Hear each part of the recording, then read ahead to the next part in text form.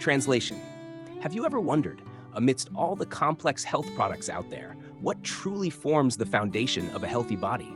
Today, I'll reveal a surprising truth that might astonish you. Water and salt are the two most essential elements we often overlook, yet they hold the key to sustaining vitality and energy. We all know water is vital for life, but did you know that not all ways of drinking water are equally effective?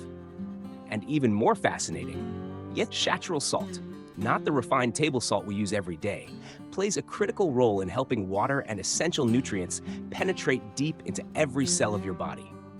Imagine this. With just water and Celtic sea salt, a special kind of salt packed with dozens of natural minerals, what could you achieve? Improve blood pressure, boost brain function, reduce fatigue, and even alleviate chronic pain. It may sound simple, but understanding and using water and salt correctly can completely transform the way you perceive health. In the next few minutes, we'll uncover incredible secrets about how water and salt not only keep your body alive, but help you live better, stronger, and more energetically than ever before. Don't miss this. These insights might be exactly what you and your family need right now. Water, the second most vital element needed for life. So the number one vital element needed for life is oxygen. And that's not a surprise, is it? The second most vital element needed for life is water. You can go 3 minutes without oxygen. You can go a couple of weeks without water. I always thought it was 3 days without water until I read a book called The Long Walk about some people who were escaping the Siberian work camp, and they were in the desert and they went nearly 2 weeks without water. Water is the second most vital element needed for life. In fact, where there's no water, you don't usually get people living, do you? I always say to people, how much water do you drink? And these are some of the answers. I don't like water. If I drink water, my feet swell. If I drink water, I'm going to the bathroom all day. Those last two answers tell me that the water's not getting inside the cell. So how do we get the water inside the cell? We have to go to the third most vital element needed for life, and that is sodium. The fourth most vital element needed for life is potassium. So let's go back to sodium. In nature, we find the highest amount of sodium in seawater, and seawater contains 92 minerals. Of those 92 minerals, 30%, approximately 30% is sodium, and of those 92 minerals, approximately 50% is chloride. Now, because sodium chloride take up the most amount, they're the first crystals formed when the water is evaporated. So what man does is he scoops up the first crystals formed, he bleaches them white, puts aluminium with it so that it runs freely, and there's your table salt. Table salt is a dangerous salt because we now have two very harsh minerals that if you were to inject both of those into the blood, you would die. There's two harsh minerals and they need all the other 90 to soften them and balance them. The highest concentration of mineral inside the cell is potassium. The highest concentration outside the cell is sodium. And in this bilayered membrane that is around every cell, there are sodium-potassium pumps. And these sodium-potassium pumps are ever going like this, maintaining the balance between potassium and sodium. But when someone's not eating enough fruits and vegetables, and that's where you get most of your potassium, and they're putting table salt on everything far too much, what happens now is sodium levels rise and potassium levels drop. There is a small amount of sodium in the cell, But when this happens, you see osmosis and diffusion happens when the highest concentration merges into the lowest. So now sodium levels inside the cell are rising, which they should not, and the cell swells. What's that called? High blood pressure. The doctor is right. Table salt will contribute to high blood pressure. There's a French doctor named Dr. Lelangri, and he's written a whole book on salt. He said, when people come to me with high blood pressure, I put them on Celtic salt. Why does he put them on Celtic salt? Because Celtic salt contains 82 minerals. It's a hand-harvested sea salt. So the minerals are in the Celtic salt in their balanced form. What about Himalayan salt? In many places, Himalayan salt is a lot easier to get. There's about 75 minerals. So it's pretty good. But I prefer the Celtic salt. And one reason is that the Celtic salt has 3 magnesiums. It contains magnesium chloride and magnesium bromide and magnesium sulfate. Magnesium is a water-hungry molecule, and this explains why the Celtic salt is such a moist salt, especially when we've had a lot of rain, because those 3 magnesiums absorb the moisture. And because magnesium is a water-hungry molecule, it can be used to help the water get into the cell. So when you take a crystal of Celtic salt, put it on your tongue, and some say, how big's a crystal? Well, if you've got high blood pressure, start small, about the size of a sesame seed. I don't have high blood pressure, so I might have about 3 times little sesame seeds. Put it on your tongue, your mucous membranes start absorbing the minerals. The magnesium is taken to the cell membrane, and you drink your water, and that magnesium pulls that water inside the cell. It's the quickest way to hydrate a body. The only time excess water drinking can be dangerous is if people drink too much at once and don't have the minerals that are in the Celtic salt to pull that water inside the cell. I've had people complain to me, they say, I'm drinking more water now, and now I'm going to the bathroom all day. So I say, are you having the salt? Have a little crystal before every glass of water. And ideally, we should be having approximately 8 glasses of water a day. And then I say to them, and don't drink a whole glass at once. I think I mentioned earlier, I drink half a glass as soon as I get up. I go to the bathroom, I drink another half glass. Then I get dressed and have another half glass. But when I start every glass, I have that little bit of salt. So you spread the water over the day. And many people have said to me, thank you so much, that has made a big difference. See, huge water in, it's not long before huge water has to come out. It's like watering a plant. And look how God sends the rain, little by little by little. And when there's a tornado, when there's a torrential downpour, that's when the soil gets washed away and flooding can happen. So remember that with your body. Take it little by little by little by little. It is the best way to take it. Lining our gastrointestinal tract are villi. And on the villi is a receptor site. And that receptor site is to take the glucose through and into the blood. So on this villi, we've got a blood capillaries that go all the way through. Now, in that receptor site is a carrier. And this carrier is designed to take the glucose through to the blood. But the carrier will not accept the glucose unless it comes with a molecule of sodium. I read this in my anatomy and physiology book. In the anatomy and physiology book, I memorized the sentence so I could give it to you from the horse's mouth. Sodium is the main transport system of glucose across the brush border wall and into the blood. And yet what are we told?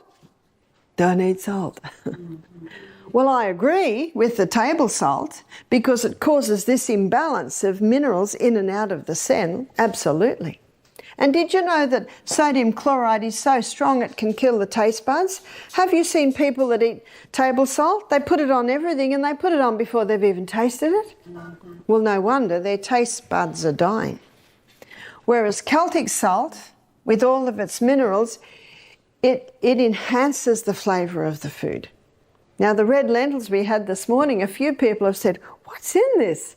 I've even served it at my house at breakfast, and people have said, "Is there chicken in this?" And I know why they say that. It's because it's so flavoursome.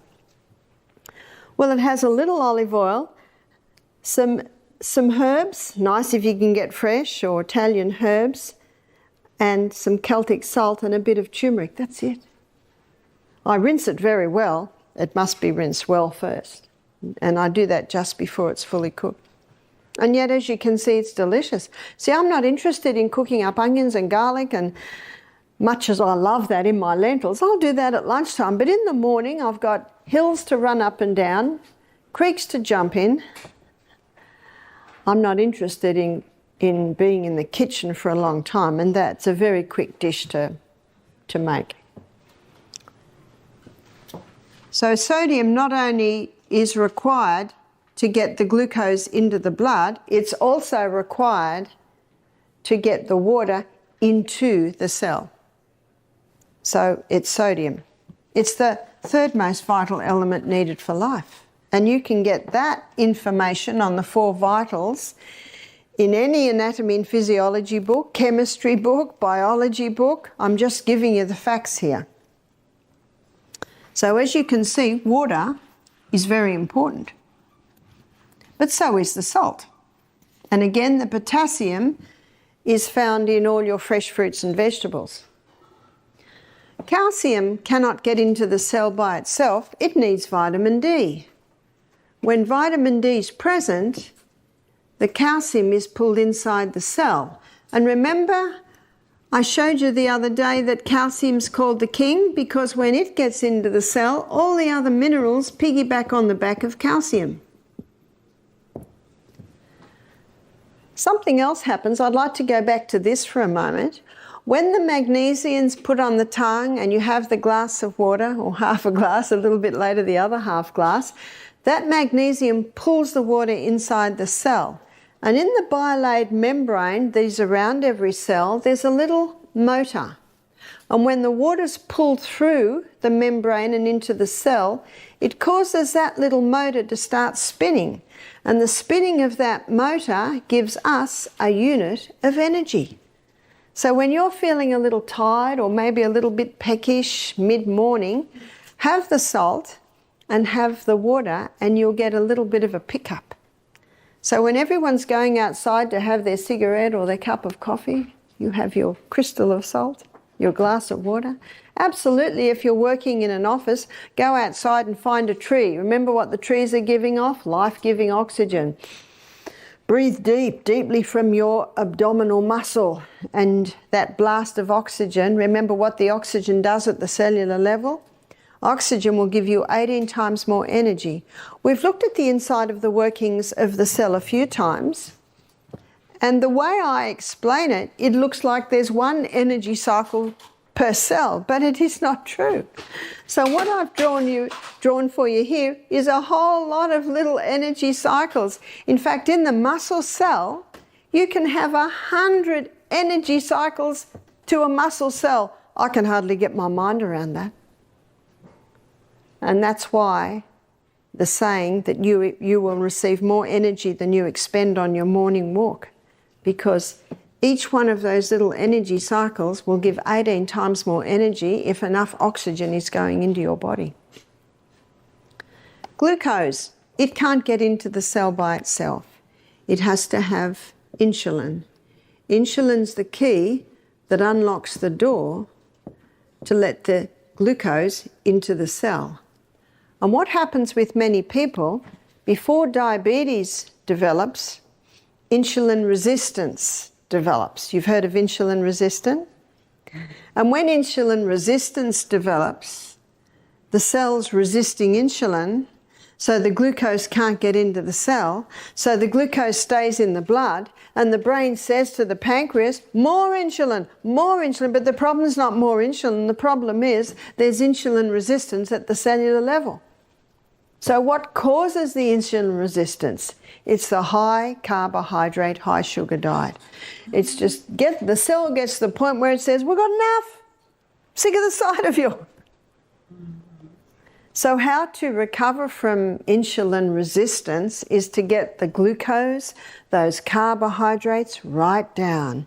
Get the fibre up, the good proteins and the healthy fats. That's the best way to recover from insulin resistance. But you just imagine for a moment, and this is happening in America a lot today, people are not drinking enough water. They're not having the whole salt, and they're definitely not having many greens, which is where your magnesiums is. So the little bit of water they're having is not getting inside the cell. They don't go out in the sunshine because they're scared of getting skin cancer. So they're not getting their vitamin D, so the calcium can't get in and the minerals can't get in. And they're trying to lose weight, so they've listened to a lot of the media hype that you've got to stop the fat because fat will make you fat. So they're on a high carbohydrate diet. Remember what fat will do? It'll give you satisfaction or a satiation, a full feeling. But if you're not having any fat, you just eat and eat and eat and eat and eat and eat. The whole packet of cookies goes, the whole chips go. There's not a sign in your body that says enough. It's the fibre, protein, and the good fats that will give you that sign. So they're on a high carbohydrate diet, thinking that if they go fat-free, they'll lose weight. And can you see what's happening? The water can't get in, the minerals can't get in, the glucose can't get in, and the body says, what are we going to do? Because remember, this is the CBD of the human body. What are we going to do? And the body says, we've got one last thing up our sleeve. We'll just force it into the cell. That's high blood pressure. So high blood pressure can be a result of dehydration. It can be a result of mineral deficiency, magnesium deficiency. It can be a result of vitamin D deficiency. It can be a result of a high carbohydrate, high sugar diet. It can be a result of inactivity. So there's a whole lot of things that can come together to contribute to high blood pressure. That's why the detective hat has to be put on to find out why these things are so. And in some cases it'll be a bit of this one, in some cases a bit of that one, in some cases other things. And you saw from the first lecture, it seems a long time ago, doesn't it? Back to Monday. We looked at how genetics loads the gun, but it is lifestyle that pulls the trigger. So the cell, and understanding the workings of the cell, is paramount to understanding how these things affect the body. We have a book in our library, and I know we have it in the library here. It's by an Iranian doctor called Dr. Batman Geheldij. I think that's how you pronounce it. It's called One of the Body's Many Cries for Water. The second title to his book is He's Not Sick, He's Thirsty. The third title to his book is Don't Treat Thirst with Medications. His story is fascinating. I think it was in about the 70s or 80s. He was a political prisoner. And because he was a doctor, everyone came to him when they had problems. And all he had was water. So no matter what the problem was, he'd get them to drink a glass of water. He'd come and see them 15 minutes, he'd give them another glass of water. So usually in half an hour, they had 3 glasses of water. And he was just shocked at how the headaches are gone, the migraines have eased, the stomach ulcer pain had relieved, the asthma attack relieved. He only gave them water because he had nothing else. He just wanted to make, I guess, a show that he was doing something. And because he was doctor, they just drank their water. So he began to document what he was finding because it surprised him. He did not realise, he did not expect the water to have that much of an effect. I can't remember the period of time, but eventually the government changed and he was freed, and he said, look, do you mind if I stay a bit longer? I'm in the middle of this fascinating research. And he has presented his findings at medical conferences. He's presented his findings in medical journals, but it's not a very popular subject because you can't make much money out of water. Now you'll understand why the second title of his book is He's Not Sick, He's Thirsty, and Don't Treat Thirst with Medications. It was a fascinating book for me to read, and I'd like to take you inside and look at a few body functions and how they're affected by dehydration. So let's begin at the mouth. Did you know that in a state of chronic dehydration, too much saliva is produced? Some people think a dry mouth is a sign of dehydration. It is, and too much saliva can be a sign of dehydration. You see, when not enough water is going into the body, and how much water should go in? Let's do an assessment of that. So our kidneys, to know how much water should go in, we need to look at how much is coming out. So in our kidneys, we urinate out 1.5 litre loss. Now, a litre is the same as a quart. So I'm probably best, because I'm speaking to an American audience, to say quart loss, 1.5 quart loss. Out of the skin, it can be 0.5 of a quart loss. Out of the colon, 0.3 of a quart loss. And out of the lungs, it's about a 0.2 of a quart loss. So that equals 2.5 quart loss every day. So 2 quarts is 8 cups. So that's 10 glasses, 8-ounce glasses of water a day is lost out of the body. And we have no reserve tank on the back, do we? The only water that's going in is the water we take in. So we should be drinking at least 2 quarts a day. At least, more if possible. Now at the moment, because you're having a steam sauna every day, I wouldn't be surprised if you've got a 0.8 of a quart loss coming out of your skin because you perspire profusely. The other half can come in your fruits and your vegetables, maybe your herb teas, vegetable juice through the day. So that's how much water we need. And Dr. Batman Gehaldi, he showed that the first place that we feel that water loss, if we're not replacing the water, the body goes into a form of drought management. And it releases a hormone to manage this drought management. It's called histamine. And if someone has an allergic response to something, what are they given? Antihistamines. You know the best antihistamine is just water. So the first place that water is taken from to try and maintain full blood volume in the veins and arteries is the lining of the stomach. We have a thick mucosal wall lining the stomach, and so now we've got a very thin mucosal wall.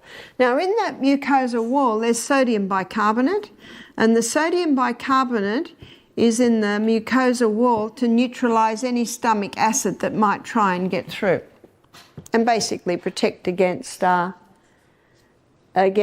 stomach ulcers. So what is a stomach ulcer? It's basically a breakdown of the tissues. Now let me give you a scenario here. It was probably about maybe 20 years ago, a couple of Australian doctors in Western Australia discovered that Helicobacter pylori caused stomach ulcers. You've heard of that theory? They even put Helicobacter pylori bacteria into some people's stomach and got stomach ulcers. So we had a man do our program from South Africa, and he and his wife came. He was not interested in being at our retreat, but his wife had paid the full amount, so he came, reluctantly. And when I'm talking to him, he's about 57, he did not want to answer my question. He answered them abruptly and shortly. He wasn't annoyed at me. I know he was annoyed at his wife that he was even there. I said to him, "Do you drink water?" "Yep, 2 litres a day." So I just moved on from that. I didn't ask any more questions. I said, "Are you on any medication?" He said, "Yes, I'm on a different antibiotic every month to kill the Helicobacter pylori in my stomach because I have had stomach problems for 25 years. I've been all over the world. So the latest thing he was trying was antibiotics because they found he had Helicobacter in his stomach. I said, "Oh, how long have you been on this program?" He said, 4 months. So he's had 4 doses of Helicobacter pylori, and guess what? It's still there and he's still got the stomach pain. I said, "Are you interested in trying an alternative to your medication?" He said, "No, I'm very happy with my medication. Thank you very much." And I always give everyone respect. I respect everyone's choices. Isn't that our God-given right? Absolutely. I just said, "Oh," and I left it there. Now, after the first lecture where I talked about the body's ability to heal itself, so that we have a problem, we should be looking at how the body heals and work with it. He and his wife, and she was on the medication too, they came straight up to me. He said, "That made more sense than anything I've ever heard. I'm willing to do what you suggest." I said to him, "I have no authority over your medication. But I said, if it was me, I would cease it because it hasn't worked so far, and I would try the herbs that I suggest." He said, "I'm willing."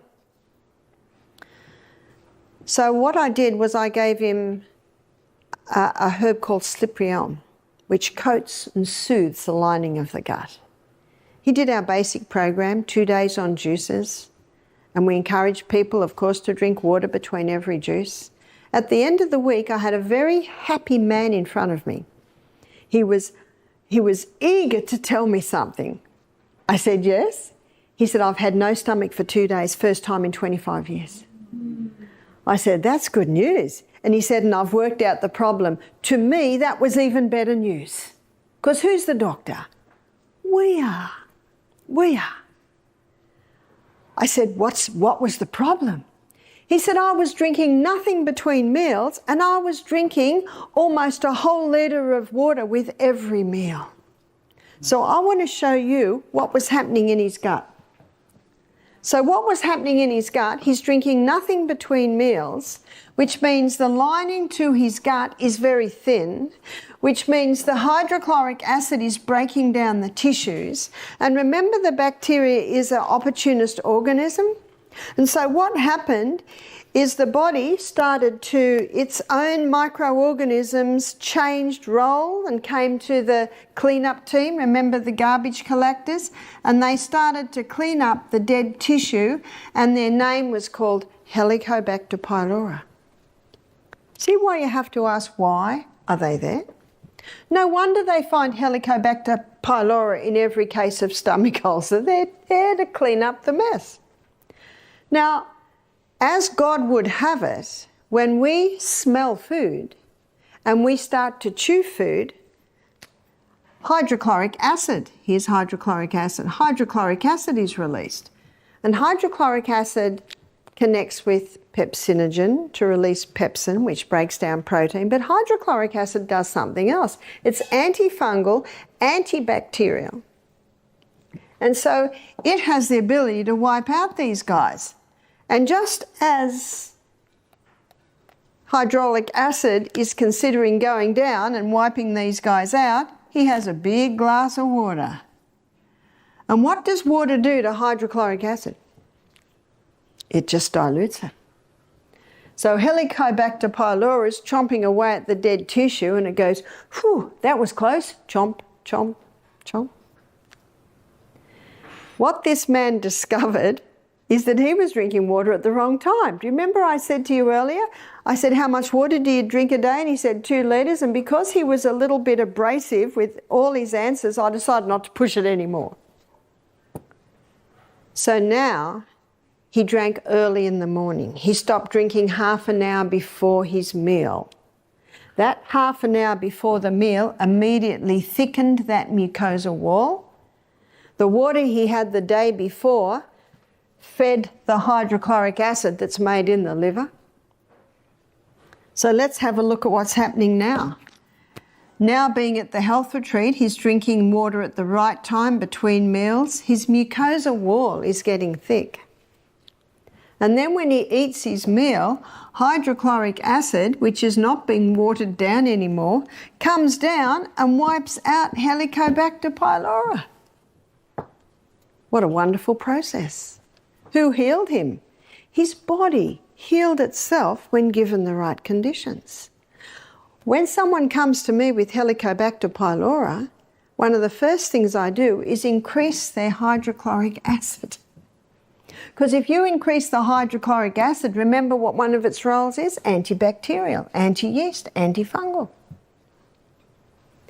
Now, I'm not criticising the doctors that discovered that Helicobacter pylori causes stomach ulcer. It is there. It does play a role. But why is it there?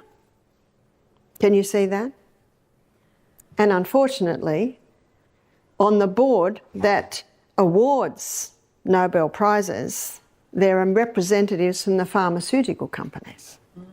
So we won't go any further there, and I certainly am not saying people that get Nobel Prizes don't deserve it. Absolutely they do, because of their great work. But I'm just presenting you the facts. I'm just giving you the basic anatomy and physiology. So this man who'd had stomach pain for 25 years found relief by just drinking water at the right time, which allowed his body to heal itself. Dr. Batman Geheldind, we'll call him Dr. B, he found the first place that we lose water is the lining of the gastrointestinal tract. He also found that if you go down the gastrointestinal tract, you come to the pancreas. And the pancreas releases 2 hormones into the blood to help balance blood sugar levels. That's your insulin and your glucagon. But if you're dehydrated, those hormones aren't being made as they should be. So people that are dehydrated, that can be a contributing factor to diabetes. He also discovered that there are hormones released from the pancreas to finalise digestion. So there's pancreatic lipase to finalise starch digestion. Fat digestion. There's pancreatic amylase. That's what finalises starch digestion. There's trypsin and chymotrypsin that finalise protein digestion. Now, they're all made out of water. If you don't have enough water, your digestion will be compromised. At every stage, water is needed for every body function. So no wonder Dr. Beat entitled his book, when a person has a symptom of disease, he says, must be one of the body's many cries for water. That's the title of his book. Our brain cells shrink when they don't have enough water. Headaches are common when we don't have enough water. Negative thought patterns can develop when our brain cells don't have enough water. I can get my hand to go in and out like that without pain because around every joint there's fluid. And that fluid is synovial fluid, and it is 99% water. In a state of dehydration, the body can take some water from there to maintain full blood volume in the major arteries and veins. And so if I have pain in there, maybe it's called arthritis, but actually maybe it's just a state of dehydration. Our eyeball moves around in water. So we need water at every single step.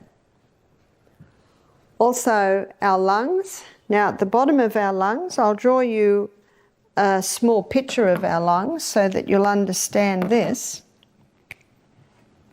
So here's our lungs here. That's one lung. So your trachea splits and comes down, and then it splits again into little bronchioles. It's quite a process. And then at the end of every bronchiole, looks like a little bunch of grapes, but they're alveoli. So at the end of the bronchioles, you've got the alveoli, and this is where the gaseous exchange takes place.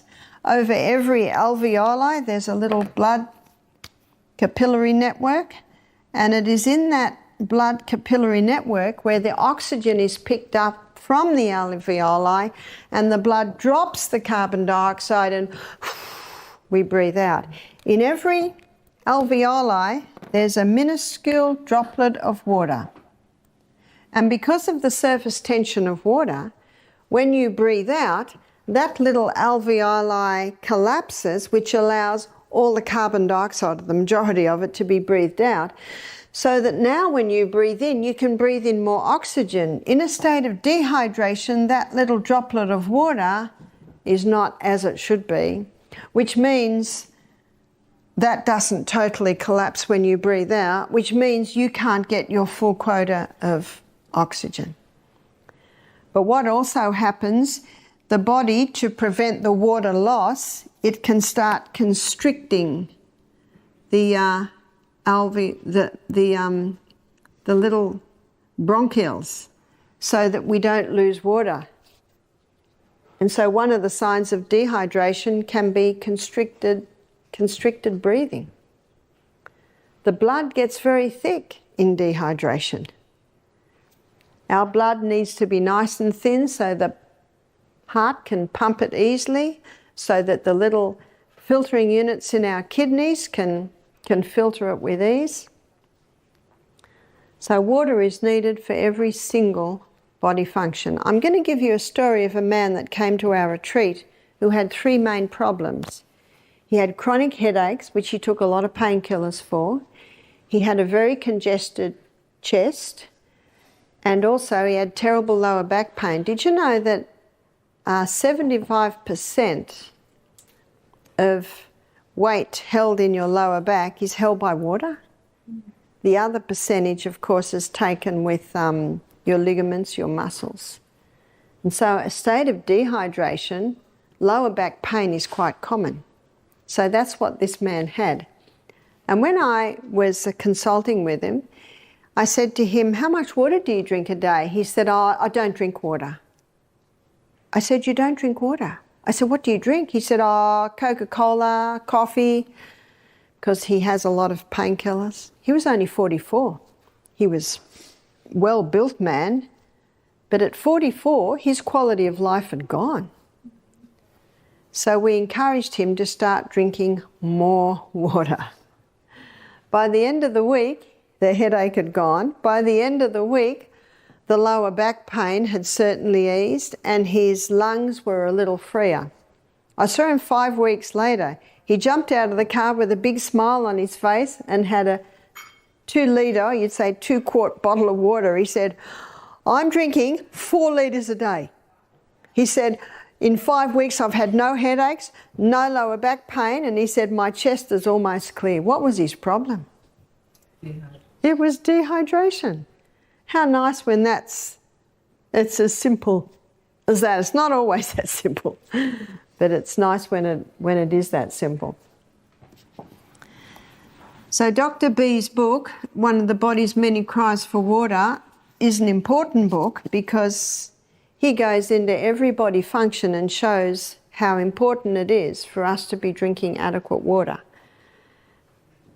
One lady said to me, "I drink quite a lot of water in my cups of tea." Sorry, that doesn't do it, because tea contains dehydrating agents. Caffeine and tannin are both quite strong dehydrating agents. And if she puts a little teaspoon of sugar in that, there's another dehydrating agent in there. We had a pathologist do our program. He said, "We've done studies on caffeine, and we have found that you need 5 cups of water to make up for the dehydrating agents in 1 cup of coffee." Now that was a cup of coffee that also had sugar in it as well. So not only are people not drinking enough water, but they are also causing dehydration because of the drinks that they are having.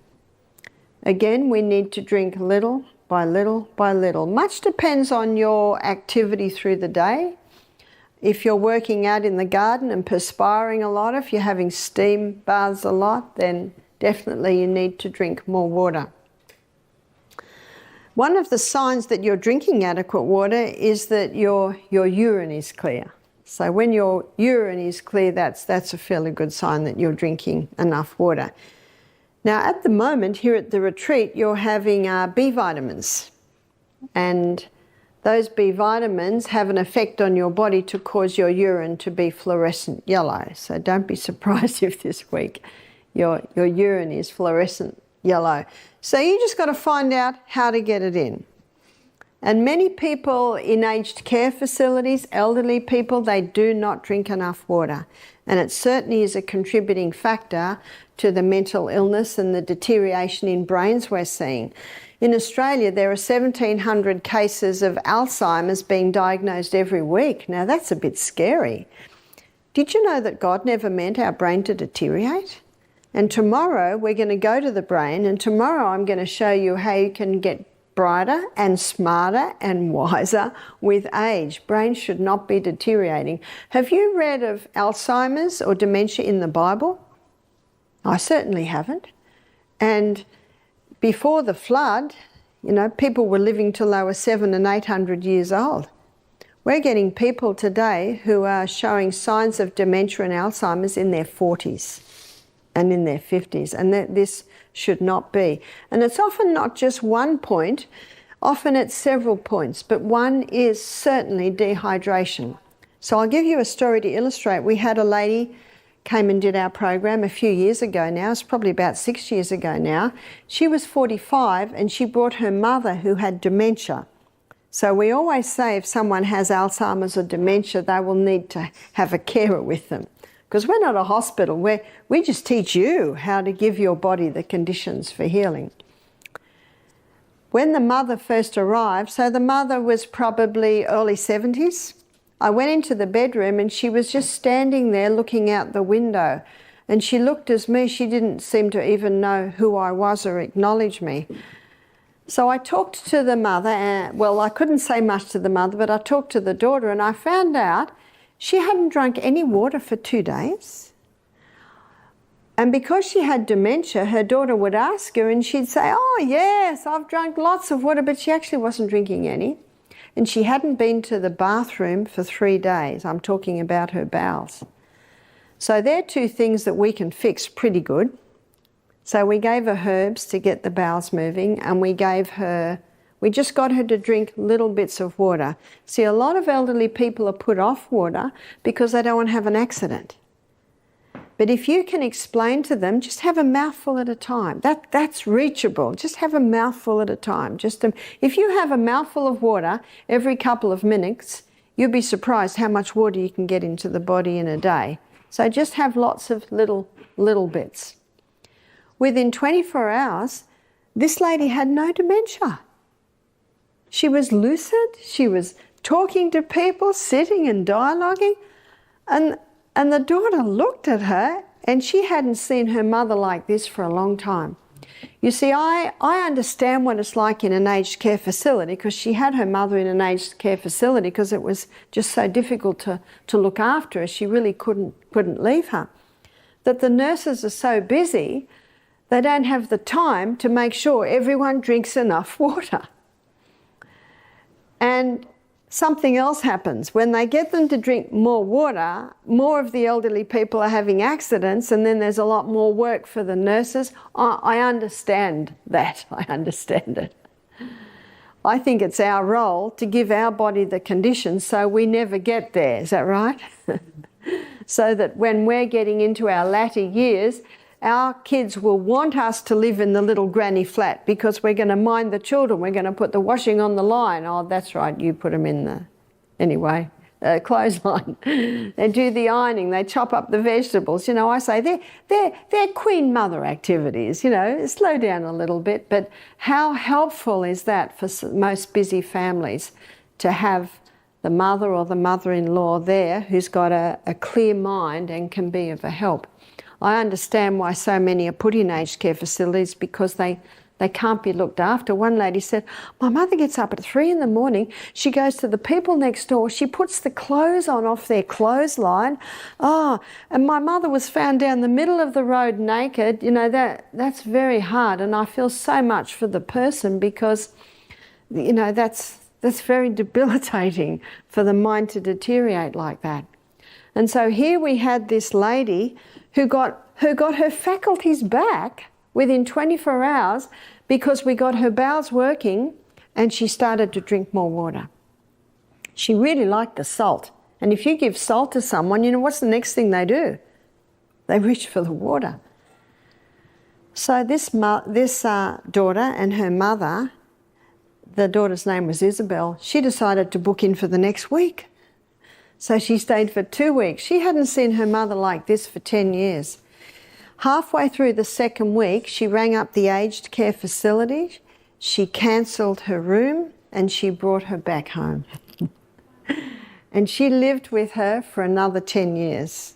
She eventually, I think, had a heart attack in her early 80s and passed. But what a lovely thing that could happen. So the scary thing about that story is how many people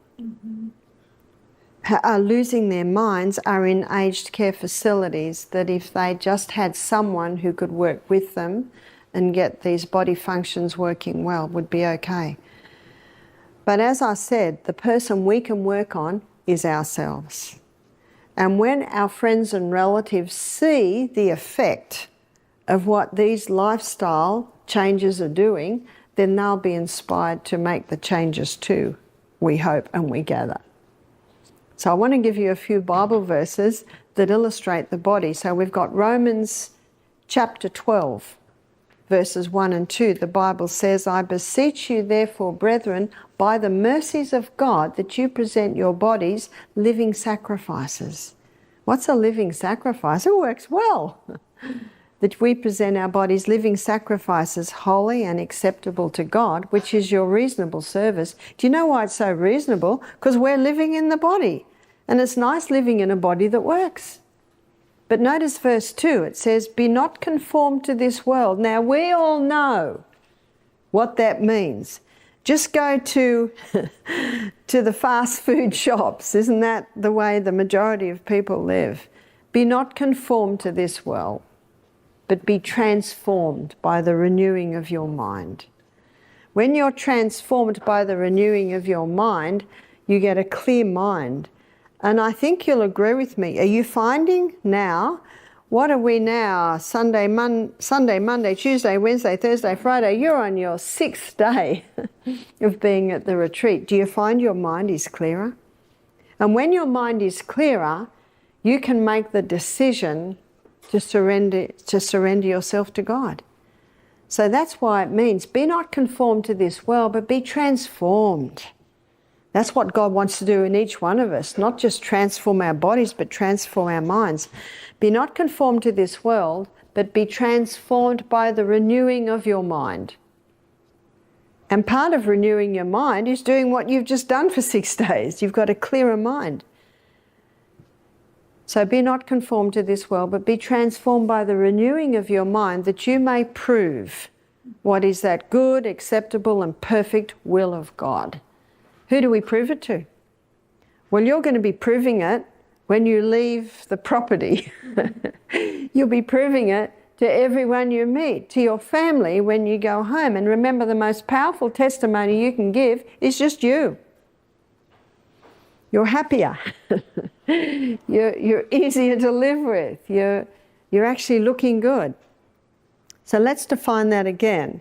Be not conformed to this world, but be transformed by the renewing of your mind, that you may prove what is that good, acceptable, and perfect will of God. And what's the perfect will of God? We find that in 3 John chapter 1 verse 2, where he says, Beloved, I wish above all things that thou mayest prosper and be in health, even as thy soul prospers. That's God's will for each human being on this planet, isn't it? God has no delight in the suffering of humans. And yet the turning around, you can see why I chose those 2 verses. I think they encapsulate it very nicely. So the turning around, the transforming of the mind, the first step really is to drink more water, going to bed early, eat more food. Then your mind becomes clear and you start to see things clearly. And that's when you can make a decision. No, I want to do what is right. I want to show respect to this incredible body that God has given me. I want to be a faithful sentinel over the body that God has given me.